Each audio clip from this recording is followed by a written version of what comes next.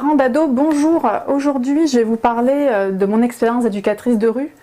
J'accompagne notamment des jeunes filles qui me racontent que la relation avec leurs parents est tellement désastreuse qu'elles ont l'impression que leurs parents ne sont plus leurs parents. Ce n'est pas un fantasme d'avoir été adopté, hein, pas du tout, c'est pas ça qui est en train de se mettre en lumière, c'est que le parent est tellement absent de la vie de l'enfant, il n'y a pas de soins de bientraitance, de bienveillance, d'intéressement de l'adulte qui est en devenir, et du coup les enfants s'éteignent un petit peu, surtout si c'est des enfants qui sont un peu isolés ou qu'on isole.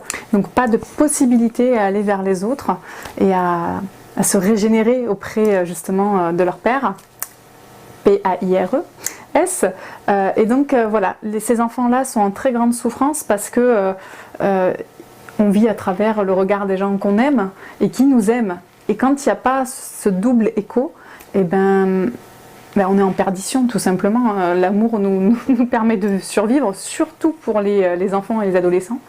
Et donc s'il n'y a pas cette base-là, l'adolescent va dépérir. J'observe des enfants dépressifs qui font des tentatives de suicide et peuvent même se suicider. Donc je pense qu'il est vraiment important en tant que parent de se dire, est-ce que je prends soin de mon ado? Oui, peut-être qu'il est en coup de vent, il n'a pas envie de me parler. Est-ce que je fais l'effort de m'intéresser à lui ou à elle? Est-ce que je lui pose des questions? Est-ce que j'ai un geste d'amour gratuit? Est-ce que je peux faire une phrase sans lui demander quoi que ce soit? Voilà, je pense que c'est important de remettre ça en perspective parce que des fois on est noyé dans nos vies à nous, noyé au travail, noyé dans la vie familiale parce qu'il y a plusieurs enfants dans la fratrie ou la sororité. N'oubliez pas que les ados aussi ont énormément besoin de contenance et d'amour.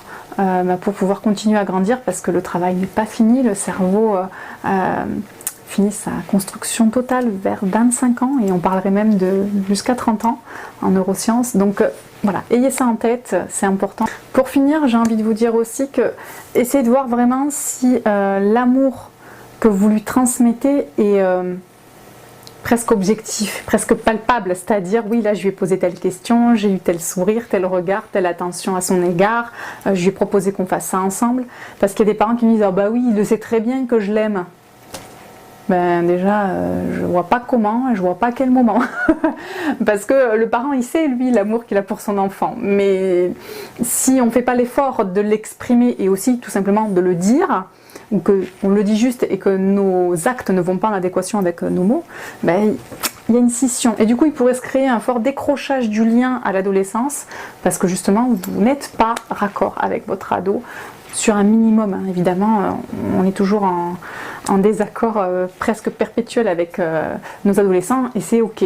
Par contre, il faut que le lien soit suffisamment sécure pour que l'enfant se sente aimé. Voilà. Je vous remercie de m'avoir écouté, et je vous dis à bientôt. Au revoir, et bon courage.